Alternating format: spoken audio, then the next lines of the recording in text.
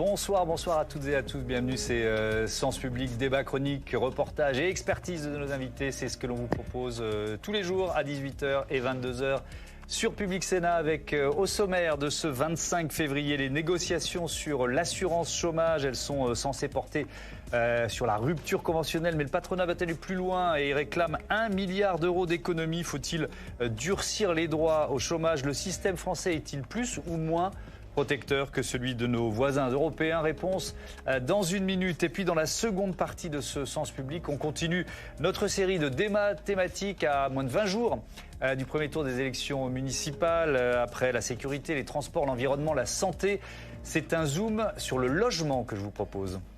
C'est aussi un appel à changer nos politiques publiques. On est dans une situation extrêmement tendue. On n'a jamais aussi peu construit en France que depuis 30, 40 ans. On n'a jamais aussi peu construit de logements sociaux.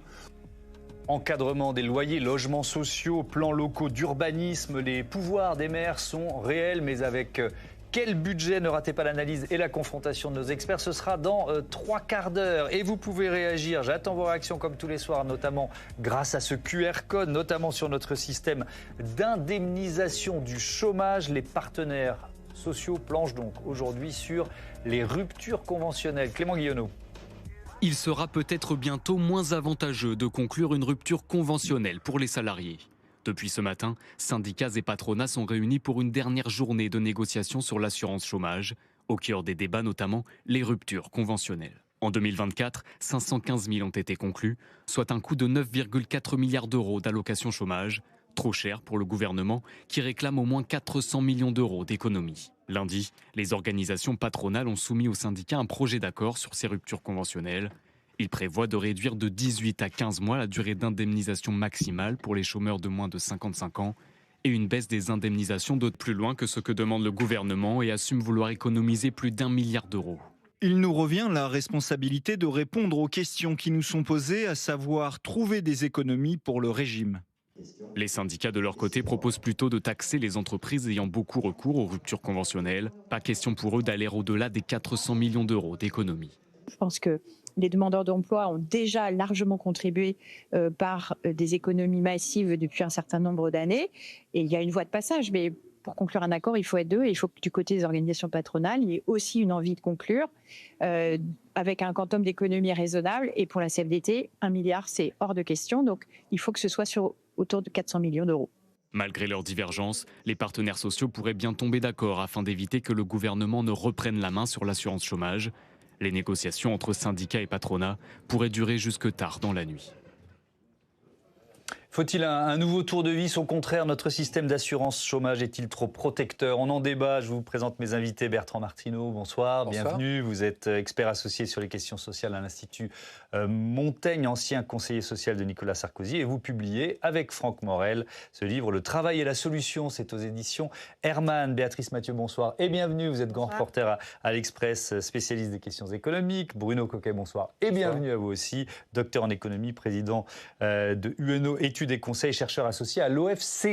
Et Anne-Charlène Bézina, bonsoir Anne-Charlène, constitutionnaliste et éditorialiste pour Sens Public. On va revoir ce chiffre donné dans notre sujet d'ouverture, 515 000 ruptures conventionnelles individuelles conclues en 2024, 9,4 milliards d'euros de coûts. Est-ce que c'est trop cher, Bertrand Martineau? Est-ce que ça coûte trop cher à l'État? Alors oui, ça coûte cher. Alors maintenant, les 9,5 milliards, c'est une estimation qu'on va qualifier de totalement comptable, puisque la question auquel personne à peu près ne peut répondre, c'est qu'est-ce qui se passerait s'il n'y avait pas ces ruptures conventionnelles? Beaucoup de ruptures auraient lieu quand même, parce qu'un certain nombre de ces ruptures seraient en fait des licenciements. Et donc, on ne sait pas, il y a un effet, comme on dit, de substitution. Donc voilà, donc ça coûte cher parce que dans un monde moderne, l'assurance chômage n'est pas là que pour indemniser les graves incidents de carrière, les catastrophes industrielles, etc. Elle est là aussi pour permettre à des personnes de rebondir. Et la grande majorité des gens qui font une rupture conventionnelle ne font pas ça pour prendre des vacances. Alors il y a des abus, bien sûr, mais tout simplement pour retrouver un travail, mais dans un environnement sécurisé. C'est-à-dire que si, par exemple, la rupture d'essai, la période d'essai est rompue, eh bien, ils ont quand même droit à l'assurance chômage. Voilà, donc il faut regarder les choses de près, mais il ne faut pas avoir une vision exclusivement comptable des choses. Il faut le rappeler, Béatrice Mathieu, ce que permettent d'éviter les ruptures conventionnelles? C'est quoi, des contentieux peut-être plus lourds, plus coûteux éventuellement? Bien sûr, des contentieux plus lourds, plus coûteux. Et je pense que Bertrand a très bien dit la chose, c'est-à-dire que c'est aussi quand vous allez dans beaucoup d'incubateurs de start-up, vous allez à Station F, vous voyez en fait qu'il y a beaucoup de jeunes ou de jeunes cadres qui étaient dans des grandes boîtes et qui sont partis dans le cadre de rupture conventionnelle et qui recréent Ils sont en train de créer leurs entreprises grâce à ce système-là. D'une certaine façon, en fait, c'est une subvention déguisée à la création d'entreprises. Alors on va dire, l'assurance chômage n'est pas fait pour financer ça, ce qui est vrai. Mais il n'empêche, c'est un peu ça.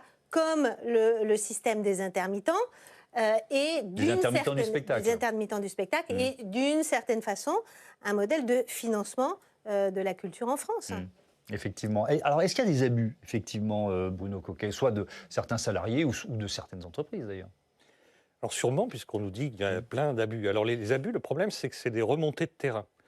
Est-ce qu'on a un traçage statistique de ça? Non, on ne sait pas. On ne peut pas répondre à la question, en fait. D'abord, on ne peut pas répondre à la question parce que la rupture conventionnelle, la personne qui en est à l'initiative, que ce soit l'employeur ou le salarié, n'est pas identifiée. On aurait pu commencer par là, c'est identifier dans l'attestation employeur, qui est le document qui est remis lors de la fin d'un contrat de travail au salarié par l'employeur. On aurait très bien pu mettre une case avec une croix. Qui est à l'initiative, en quelque sorte, c'est ça? Oui, qui est à l'initiative. Donc ça ne changeait rien dans un premier temps, mais ça permettait de dire, voilà, si c'est le salarié qui est à l'initiative, il y a un risque important d'aléa moral, comme on dit, c'est-à-dire d'essayer de profiter de l'assurance chômage indûment. Et puis si c'est du côté de l'employeur, s'il y a un peu trop de rupture conventionnelle par rapport au licenciement, du coup on peut regarder aussi d'un peu près, sachant que tout ça normalement est vérifié par l'administration, puisqu'on fait une rupture conventionnelle, mais il faut quand même qu'elle soit agréée par la direction départementale du travail, qui, je pense, si elle ne répond pas dans les 3 semaines ou dans le mois, ça doit être bon. Mais en tout cas, on ne sait pas. Tout ça, c'est comme les abandons de poste, etc. C'est de la remontée de terrain. Donc il faut être très prudent par rapport à la remontée de terrain, sachant que le gouvernement, quand il a dit il y a un problème avec les ruptures conventionnelles, n'a pas donné de diagnostic. C'est l'UNEDIC qui documente ce sujet, plus ou moins bien, mais qui donne beaucoup d'informations. Mais le gouvernement a dit je veux 400 millions d'économies, il y a un problème là. Oui. J'ai une évaluation de 2013, sur des données de 2013. Donc du coup ça va pas et ça s'est arrêté là et donc du coup c'est quand même un problème de diagnostic très important. C'est quand même majeur ce que vous êtes en train de décrire. Surtout pour quelque chose, parce que c'est pas le seul domaine dans lequel on a du mal à avoir les chiffres, hein, mais bon, Bertrand Martineau. Surtout pour quelque chose de très utile. Oui, alors à l'âge des charges des statisticiens et autres experts, la rupture conventionnelle a quelque chose de très extraordinaire, c'est qu'on ne peut pas toujours décider qui est à l'initiative. C'est-à-dire qu'il y a le cas où c'est clairement une démission. Oui. Bon, très bien. Mais en général, on ne démissionne pas pour aller faire le tour du monde. On démissionne parce que ça ne va pas. Bon, et c'est parfooi l'intérêt aussi de l'employeur que la personne qui ne se sent pas bien démissionne. Oui, évidemment. Donc là, c'est une démission sécurisée. C'est une démission avec indemnisation du chômage. C'est ça l'intérêt de la rupture conventionnelle. Il y a une deuxième catégorie qui est en fait un vrai faux licenciement. En fait, c'est comme un licenciement. Et puis, il y a une troisième catégorie qui n'est pas négligeable du tout, où en fait, c'est vraiment d'un commun accord. C'est-à-dire, en fait, on ne peut pas savoir.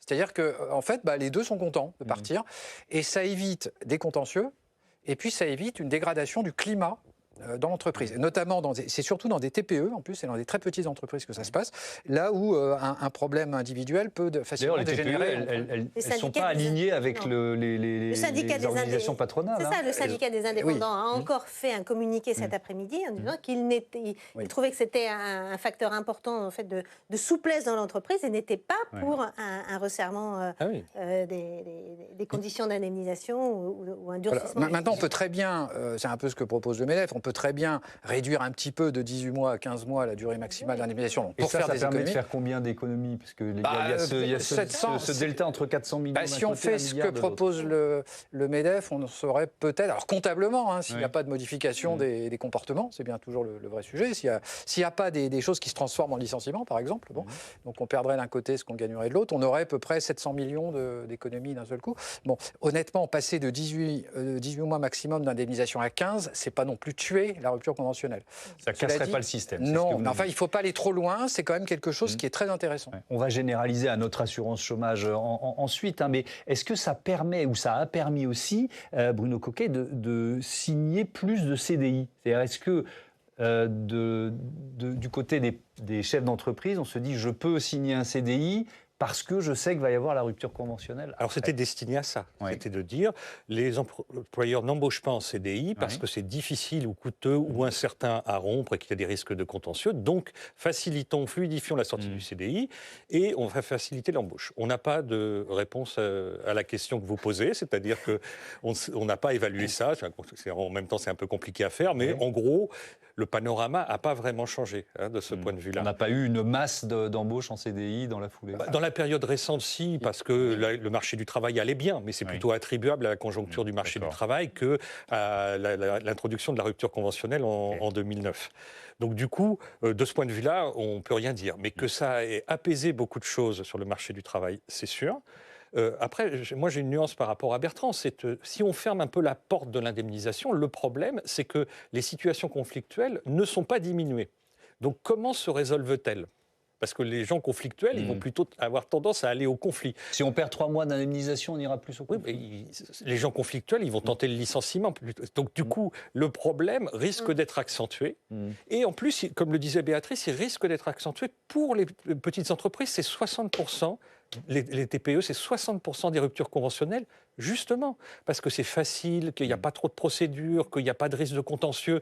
Et donc, du coup, il faut faire attention à cet équilibre-là. Et si je ne me trompe, elles ne sont pas à la table des négociations, les TPE? Non.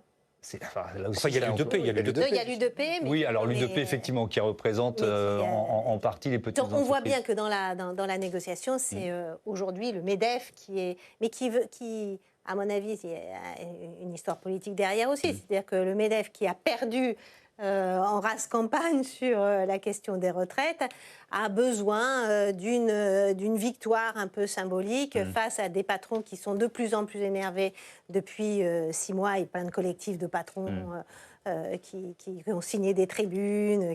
Voilà.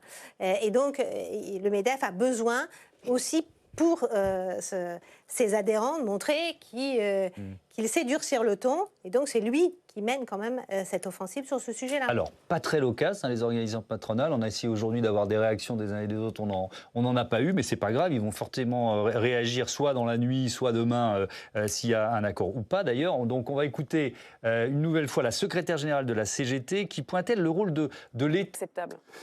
Alors déjà, première question, est-ce que c'est vrai, Bertrand Martineau? Est-ce que l'État est en train de ponctionner dans les comptes de l'assurance chômage? Oui, alors ça ne date pas d'hier, puisque depuis le début des années 2000, en fait, l'UNEDIC verse une subvention à la NPE, puis Pôle emploi, puis France Travail. Bon, simplement, cette quote-part a augmenté, effectivement, pour que l'État, de son côté, fasse des économies pour pas verser davantage à France Travail. Donc, effectivement, alors en même temps, ce n'est pas de l'argent qui va dans la poche de l'État et qui va dans le grand trou des finances publiques. C'est quand même de l'argent qui va vers l'accompagnement des demandeurs d'emploi. Mais effectivement, on peut se poser la question de savoir si c'est dans la poche de l'UNEDIC. Donc tout ça, c'est de l'argent public, de toute façon, c'est le même... Bon.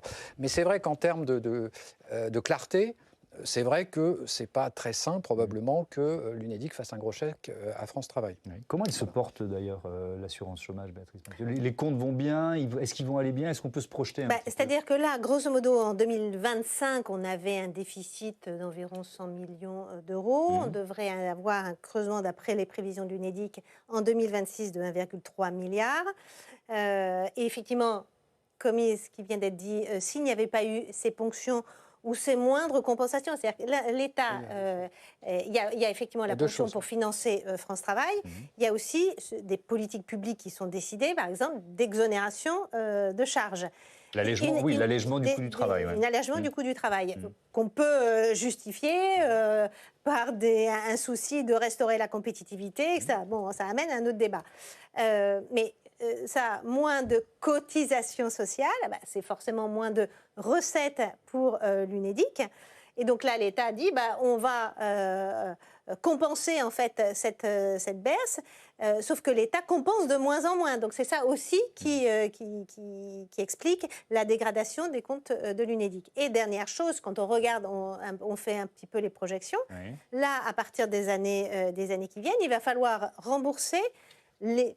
commencer à rembourser l'énorme dette Covid. Vous vous rappelez, pendant le Covid, où il y a eu une grande partie de la population qui était en chômage partiel. Cette dette Covid, c'est 18 milliards d'euros. Donc, elle vient gonfler la dette totale de l'Unédic, qui était en fin 2024 de 60 milliards.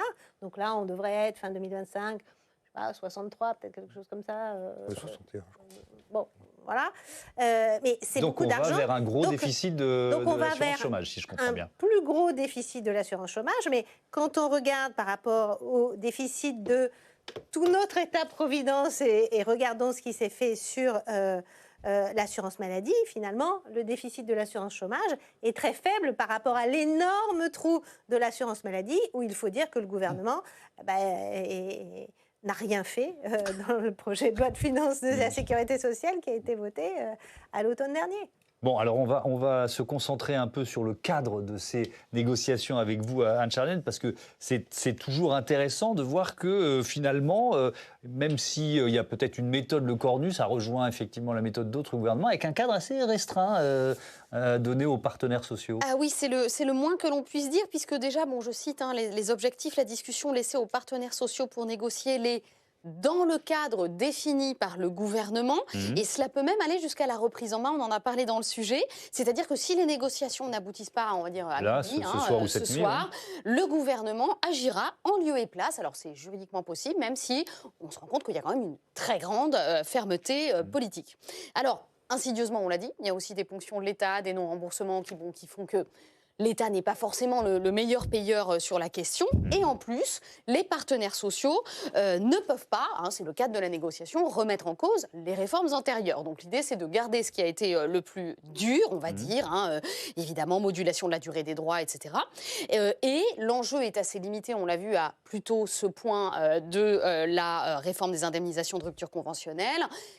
Tout l'enjeu, c'est le montant de l'économie et rien d'autre dans la négociation. Ouais, et c'est une méthode de négociation qui, on va dire, correspond à notre période politique. Oui, et je fais appel à votre mémoire. Thomas, ça ne vous rappelle pas vaguement un conclave dont vous nous avez parlé il y a quelques mois et qui s'est très mal terminé. Et qui s'est plutôt pas très bien terminé après minuit. Cendrillon et la citrouille n'étaient pas très loin.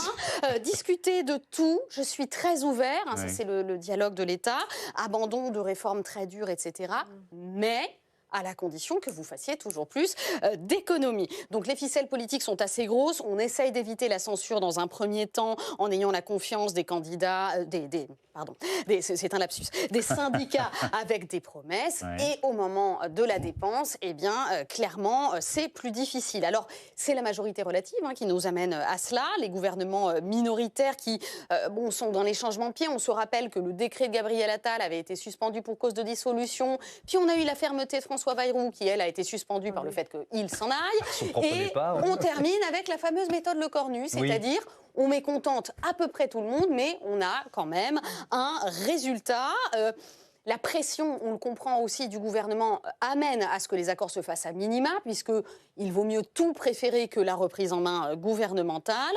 Donc, la bonne nouvelle qui pourrait sortir de ce soir, ce serait que les partenaires sociaux arrivent à un accord, ce qui nous prouverait que l'accord est encore possible entre eux, même si les concessions potentielles pourraient encore plus affaiblir finalement la représentativité aussi des syndicats de salariés qui sont un peu les grands dindons de la farce. Alors je cite Marie-Lise Léon, qu'on a déjà entendu, mais dans le texte, elle dit « Pour arriver à un accord, il faut que chacun soit prêt à faire des efforts. » Et on comprend bien que ce terme « faire des efforts », finalement, c'est un peu celui qui est la tarte à la crème de toute cette colère sociale qui monte.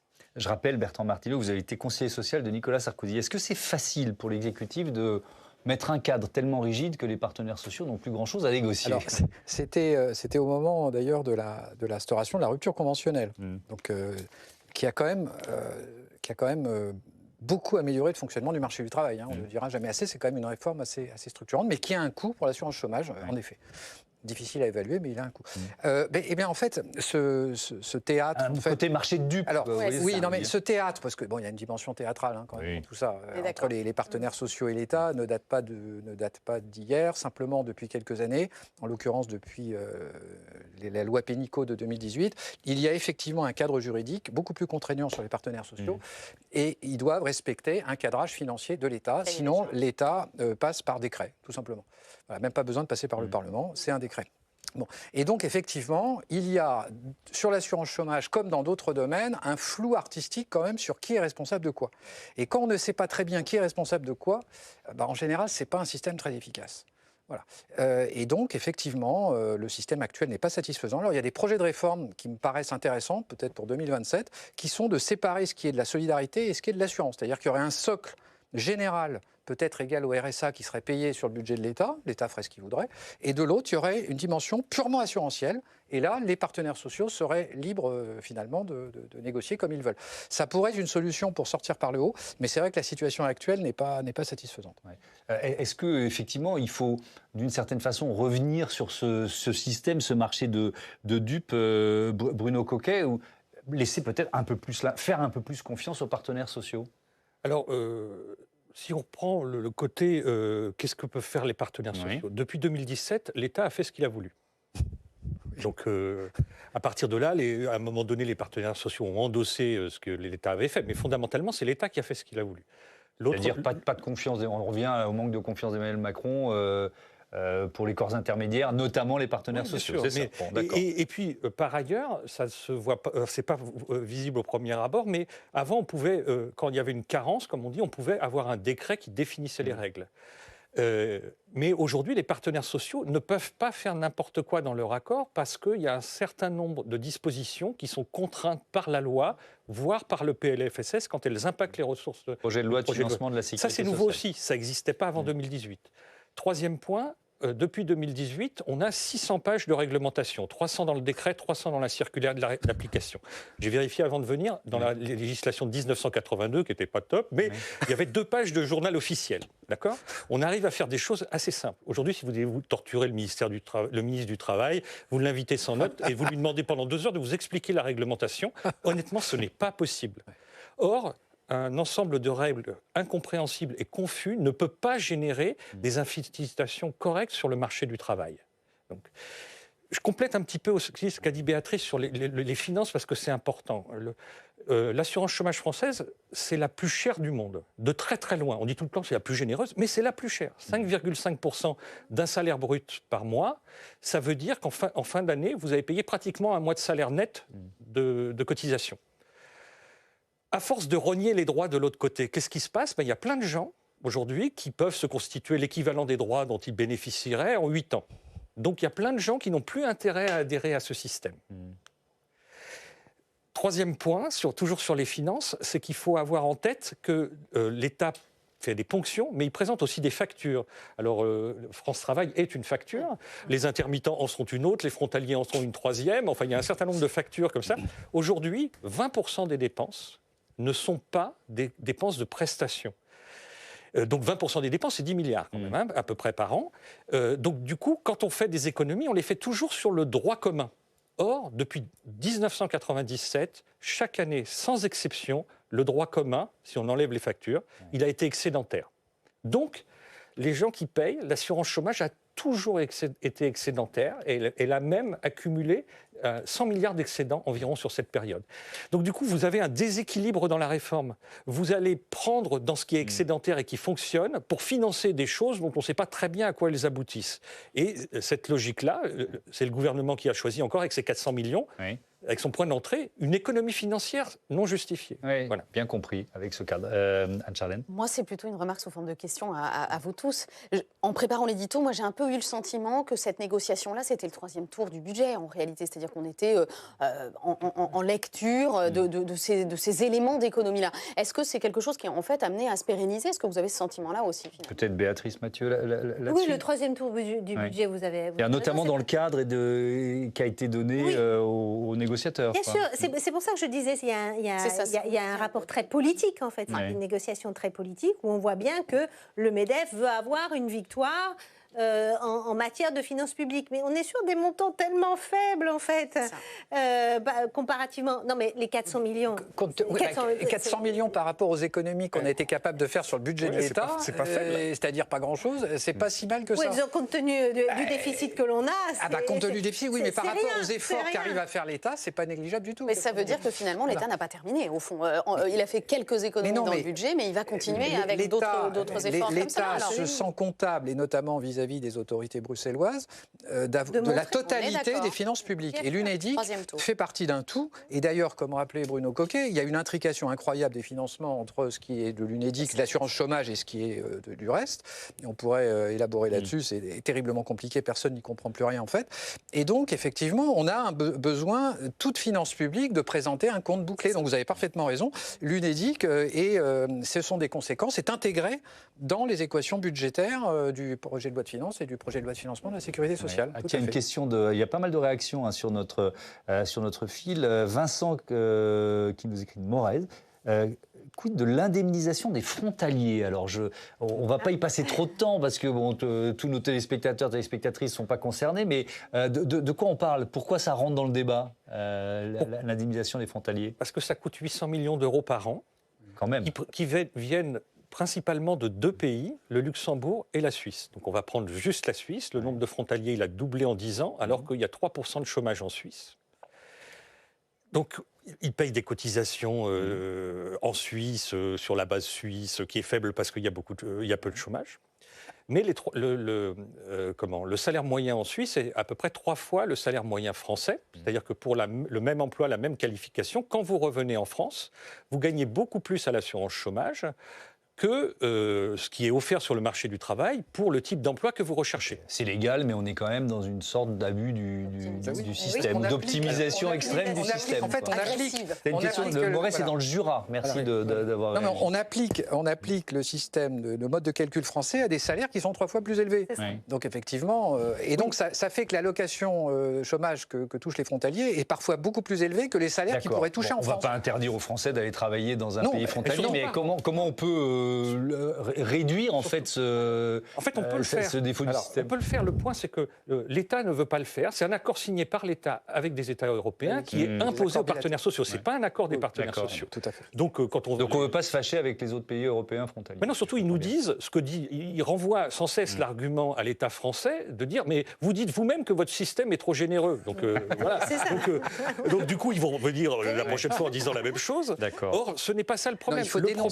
C'est un sujet qui date d'il y a 20 ans. Il y a 20 ans, quand j'étais m'occuper de ces sujets, on parlait déjà de ce sujet. On n'arrive pas à le traiter parce qu'effectivement, c'est un sujet de droit international et de remise en cause d'accords binationaux. Mais en fait, c'est pas vrai. On peut très bien changer le mode de calcul de l'allocation en France en insérant un petit paramètre qui rapporte les salaires moyens dans le pays frontalier, ce qui favoriserait l'Espagne, par exemple, ce qui serait neutre par rapport à la Belgique, mais ça réglerait le problème de la Suisse, donc à peu près 500 millions par an, donc plus que les ruptures conventionnelles. Alors ce débat, il est aussi passionnant parce qu'il pose la question plus générale de notre système social et est-ce qu'il est trop contraignant ou au contraire trop généreux? Question de Franck qui nous écrit de Nice. Ne faudrait-il pas, pour sauvegarder notre modèle, revenir sur les 35 heures, passer à 37 ou 39? Ne faudrait-il pas travailler jusqu'à 64, 65 ans? Est-ce que tout ça est lié, Béatrice Mathieu, d'une certaine façon?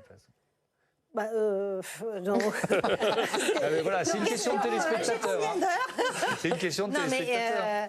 Est-ce que le système est... Est-ce qu'on peut continuer de se payer une assurance chômage telle que sans travailler plus, quoi? Est-ce que le système français est trop généreux dans toutes les dimensions que vous avez données, c'est-à-dire les retraites, l'assurance chômage, le temps de travail par rapport à nos voisins proches, oui. Et donc la traduction, elle est dans la situation de nos finances publiques et les salaires nets. Et les salaires nets, donc la situation des finances publiques qui est nettement plus dégradée que nos voisins. Donc tant qu'on continuera comme ça avec cette forme de... des marchés qui continuent à ne pas nous sanctionner pour une gestion voilà. Comme ça qu'on nous appelle. Les frugaux. Donc ça peut continuer très longtemps. Ça rejoint le thème du livre que vous avez écrit avec Franck Morel, travailler la solution. L'économie n'est pas une science exacte, mais c'est pas non plus n'importe quoi. Il se trouve qu'on ne peut pas avoir la protection sociale à la française, les 35 heures et la retraite à 62 ans et le salaire net des Suisses. En fait, il faut choisir. La question qu'il faut se poser démocratiquement, c'est avons-nous vraiment choisi? Est-ce que vraiment on a posé la question aux Français? Peut-être qu'ils préféreront les salaires nets les plus bas. Mais en revanche, il y a une dimension hystérique au sens, de la psychologie, à hurler sur les salaires nets trop bas, tout en défendant un modèle de protection sociale qui vient justement compenser, en termes de mutualisation des risques, le fait que les salaires sont bas. Mais on ne peut pas avoir les deux, en fait. Alors, sur cette question-là... Sauf qu'on leur fait croire qu'ils peuvent avoir les deux. Oui, alors les démagogues s'infiltrent pour expliquer qu'on peut avoir le beurre, l'argent du beurre.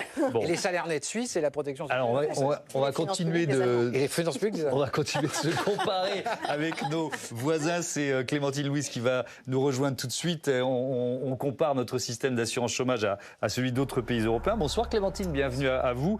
Combien de temps faut-il avoir travaillé pour toucher l'assurance chômage en France et en Europe? Voilà la question. Eh bien, en France, il faut avoir travaillé au moins 6 mois. C'est une durée qui est en fait assez courte. Si on regarde nos voisins européens, par exemple, les Pays-Bas et la Suède, ils demandent aussi 6 mois de travail, mais sur une période plus courte, c'est-à-dire sur moins de 2 ans. Nous, c'est 6 mois sur une période de 2 ans. Nous, c'est 6 mois sur une période de 2 ans, voilà. Alors que Pays-Bas et Suède, c'est 6 mois, mais sur moins de 2 ans. Et puis, il y a d'autres pays qui demandent, quant à eux, d'avoir travaillé au moins 1 an, mais sur des périodes très différentes. 1 an travaillé sur moins de 2 ans pour la Belgique, 1 an sur 30 mois pour l'Allemagne et 1 an sur les 6 dernières années en Espagne. Et alors, la panne de la durée minimale de travail pour accéder aux indemnités chômage, elle est attribuée à l'Italie. Oui, l'Italie pour 3 mois de travail seulement sur les 4 dernières années. C'est donc le pays européen où le temps de travail requis est le plus court pour toucher ces allocations. Bon, alors une fois qu'on accède à ces allocations chômage, combien on touche d'un pays à l'autre?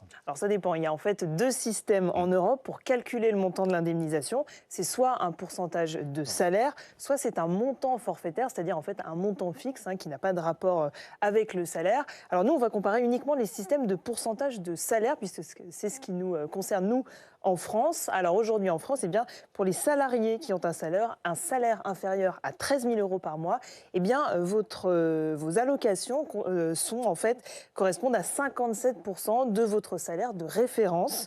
C'est un pourcentage qui est aussi assez bas par rapport à nos voisins. Les Allemands touchent, eux, 60% de leur salaire de référence, les Portugais 65%, les Espagnols 70%, et puis au Danemark, c'est jusqu'à 90% de votre salaire de référence. 90%. Pourtant, ces pourcentages, ça ne veut pas dire forcément que les montants versés vont être plus élevés. Pourquoi? Alors non, effectivement, puisqu'en fait, la plupart des pays prévoient des montants maximums. Par exemple, le Danemark, avec 90% du salaire de référence, pourtant, il y a quand même un montant maximum qui est fixé à 3 146 euros par mois d'allocation. Un montant qui est fixé pour l'Italie à 1 550 euros, 1 300 pour l'Espagne et le Portugal. Et nous, on se démarque puisque notre montant maximum d'indemnisation, il est à 8 811 euros. Ça signifie en fait qu'en France, les très hauts revenus ont le droit à l'assurance chômage. Alors ça ne concerne pas grand monde non plus, c'est 0,5%, moins de 0,5% des allocataires qui touchent en fait ces 8 800 et quelques d'allocations. Parce que l'allocation mensuelle moyenne en France, elle est plutôt autour des 1 200 euros. Merci beaucoup Clémentine pour toutes ces informations. Alors je vais rebondir sur effectivement cette différence-là qui va peut-être choquer une partie de nos téléspectateurs et téléspectatrices. Est-ce qu'il faut plafonner les allocations pour les salariés les plus riches? Bruno Coquet, je commence avec vous. Alors je vais être désolé pour Clémentine, mais le point c'est que cette comparaison elle a du sens si on cherche des bonnes idées, mais sur les niveaux elle n'a pas de sens. Pourquoi? Parce que d'abord on ne compare jamais combien on paye. Elle ne l'a pas fait, mais personne ne le fait jamais. Or, encore une fois, en France, c'est extrêmement cher. Pourquoi on accepte de payer cher? Parce que le risque est élevé et son coût est élevé en termes de trajectoire professionnelle si le risque survient. Donc c'est très important de comprendre que dans une assurance, en France, on ne va pas assurer le paludisme, enfin si, on va commencer à le faire, mais voyez, vous allez assurer pour la santé le paludisme sous les zones tropicales, mais pas ici ou pas en Norvège. Donc là, c'est un peu pareil. Il y a un risque particulier sur le marché du travail français, qui est en particulier un risque de contrat court ou un risque pour les seniors de chômage de longue durée parce qu'ils ne sont pas réembauchés. Mais c'est ce risque-là qu'il faut assurer.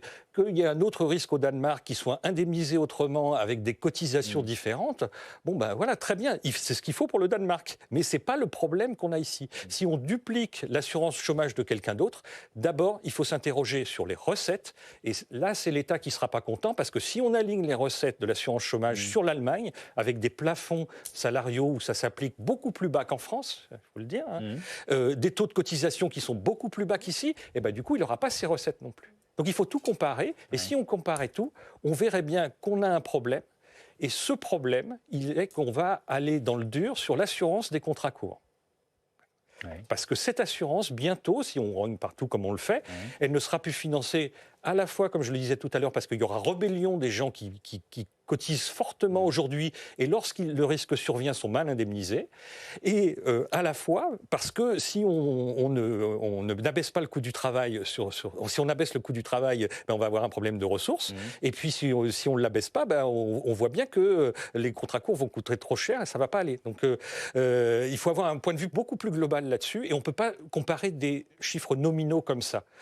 C'est valable pour certains points, mais tellement de précautions à prendre. Bon. Alors, je vais vous poser une question différente sur la proportionnalité. Tiens, je veux bien qu'on termine, il nous reste quelques minutes là-dessus. Est-ce que c'est, je commence avec vous, Bertrand Martineau, normal qu'un salarié qui a cotisé... En fait, en préparant l'émission, j'ai discuté avec des amis qui ont des métiers assez différents, et ils m'ont tous dit, mais oui, mais pourquoi un salarié qui a cotisé 2 ans, il a les mêmes droits qu'un salarié qui a cotisé 25 ans?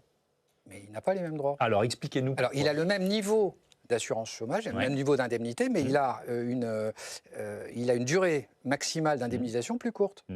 En fait, il y a un ratio de 0,75, c'est-à-dire que quand vous cotisez, alors il y a des plafonds et des minima, mais quand vous cotisez pendant 1 jour, vous avez le droit à 0,75 jours d'indemnisation. C'est comme ça. Ce qui nous amène, d'ailleurs, on est un des pays relativement généreux de ce point de vue-là. Bon. Donc tout ça est assez cohérent. Il n'y a pas de... Voilà. Pour en revenir sur ces comparaisons, il y a 2 spécificités françaises.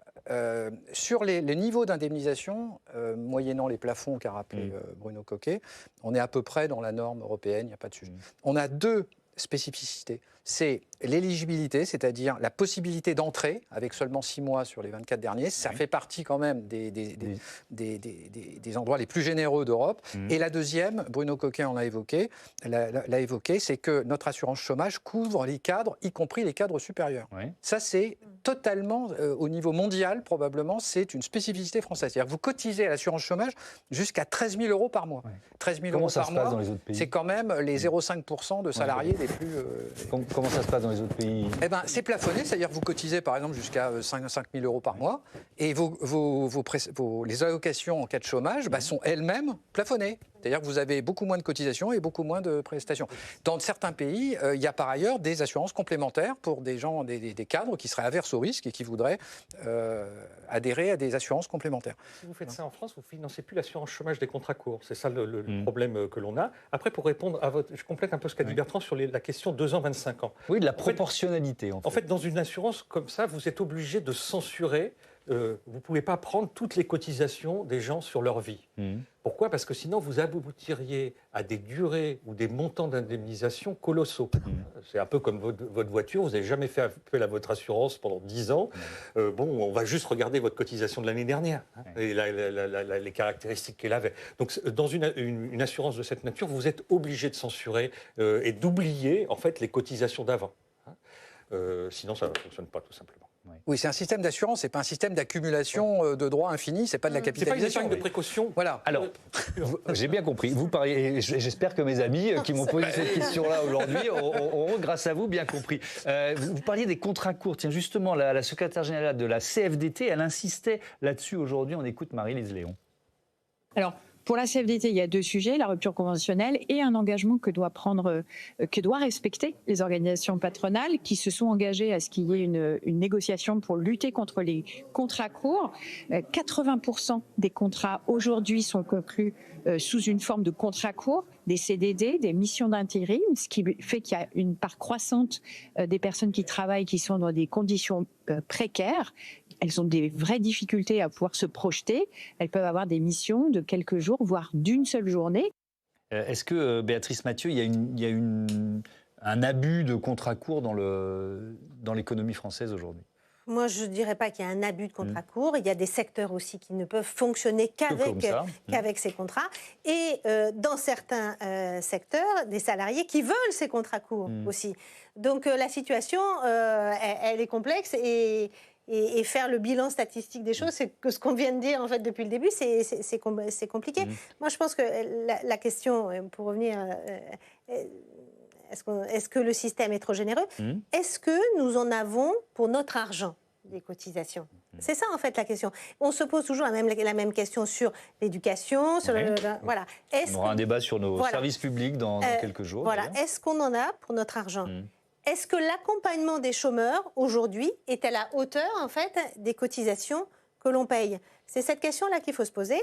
Et je ne suis pas certaine qu'effectivement l'accompagnement des chômeurs, même s'il y a eu la réforme de France Travail, soit à la hauteur du montant des cotisations que nous payons aujourd'hui. Votre avis sur les contrats courts, Bertrand Martineau, est-ce que c'est un mal français ou finalement c'est un peu la même chose dans d'autres pays européens? Alors, je ne connais pas de statistiques disant qu'on a particulièrement de contrats courts en France, en tout cas de CDD. C'est vrai que l'intérim est particulièrement développé en France. Sur les CDD, les contrats courts, je ne suis pas absolument sûr qu'il y ait une spécificité française à voir. Et effectivement, comme disait Béatrice Mathieu, c'est quand même très sectoriel. C'est-à-dire, c'est ce qu'on appelle les CDD d'usage. C'est-à-dire, voilà.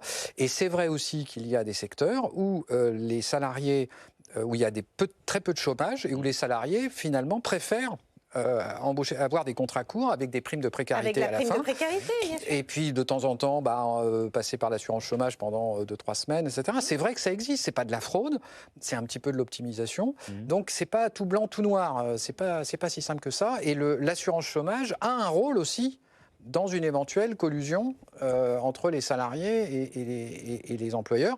Il n'y a pas d'un côté les employeurs qui raffolent des contrats courts, qui sont quand même plus chers pour eux qu'avec la prise de précarité, et de l'autre les salariés qui subiraient uniquement. Il y a beaucoup de salariés qui subissent, mais la vérité c'est qu'il y a des secteurs de l'économie, je parle bien de secteurs, alors, il y a les intermittents du spectacle en particulier, où il y a finalement une collusion des deux côtés sur le dos de l'assurance chômage. Tiens, alors une dernière question, Sabine qui nous écrit de Caluire. Je livre les questions de téléspectateurs. Pourquoi ne pas pénaliser les entreprises qui ferment? Elle a l'exemple de Seb aujourd'hui. Car là, les employés n'ont pas eu le choix. Et donc, à l'inverse, diminuer le montant de l'assurance chômage pour les employés qui font le choix de partir. Alors, le point, c'est que Seb, il est dans un cadre de licenciement économique. Donc, c'est une formule de moins en moins utilisée. C'est celle qui est la plus protectrice pour le salarié qui est licencié, parce qu'il faut des conditions sur les comptes de l'entreprise. Et puis après, il est bien indemnisé parce que c'est du pur chômage involontaire. Le problème, après, c'est quand c'est les seniors et tout ça. Et puis, en plus, pénaliser une entreprise qui ferme, souvent, elle n'a pas l'argent. Donc, il y a l'AGS qui est prévu pour ça. Et donc, il faut déjà qu'elle paye les salaires, au passage. Elle paye les salaires. Donc, ce côté-là, il est plutôt très bien couvert. Je rajouterais un petit dernier mot, 30 secondes. Un point sur les contrats courts. Les économies qu'on a fait sur l'assurance chômage sont certainement très inférieures à ce qu'on dépense en plus sur la prime pour l'emploi, enfin la prime d'activité, pardon. Et donc aujourd'hui, il faut voir que la prime d'activité joue le rôle d'une subvention au contrat court. Donc il y a un équilibre global à avoir, et que cet équilibre, il est bien plus vertueux qu'il passe par l'assurance chômage que par des aides publiques. Je ne les qualifierai pas. Vous préférez ne pas les qualifier. Merci beaucoup. Votre livre, Bertrand Martineau, Le travail et la solution, c'est aux éditions Hermann et Béatrice Mathieu. On vous lit évidemment dans le magazine L'Express. À très bientôt sur Public Sénat.